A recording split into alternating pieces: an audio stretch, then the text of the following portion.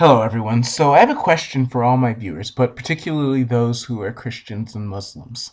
So, I've talked about the subject of a benevolent deity creating hell before, but there is one point I really want to see analyzed a lot more.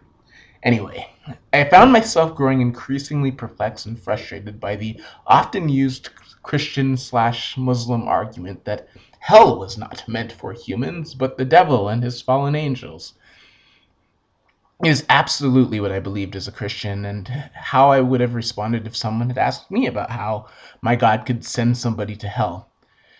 Yet now, as a non believer, I don't find it satisfactory. I mean, it still implies that the Abrahamic God created a place where he has sentient, conscious beings tormented for finite crimes, doesn't it? I mean, even if Satan and his angels did try to revolt, why do they need to be tormented forever?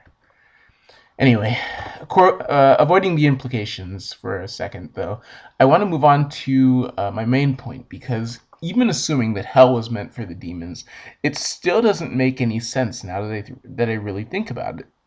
The reason this argument, for me anyway, falls apart is that in the beginning of the Bible, Satan and his demons are not sealed away in hell where they can do no harm to anyone. According to most interpretations of Genesis 3 that I have read and heard, the devil is walking around in Yahweh's perfect garden with unchallenged access to the flawless, intellectually curious, and naive humans that Yahweh has created in his own image. If Yahweh is truly omnipotent, omniscient, omnipresent, and all that, then he was being a really negligent parent in allowing Satan to get to the first humans. I've used this analogy before, but it would be like a parent watching a dangerous individual approach their child on the playground and not intervening to protect their kid. In Genesis 3, Yahweh does not punish the devil himself with the snake and all of its kind.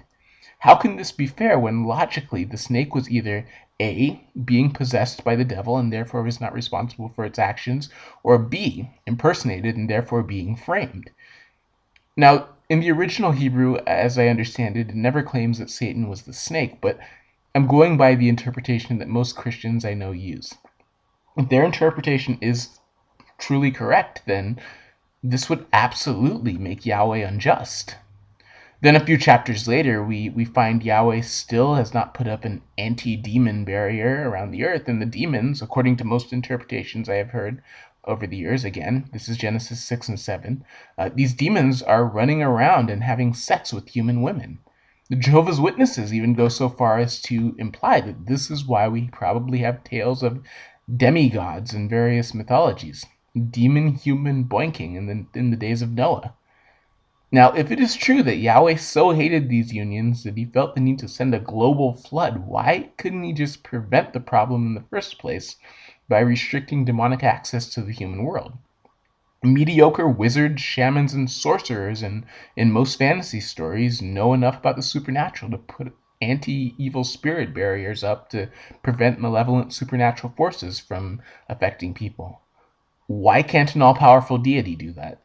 Anyway, I'm just pondering this, and I would love to get some comments back from all of you. Let me know what you think. Answer the questions by questioning the answers. Bye.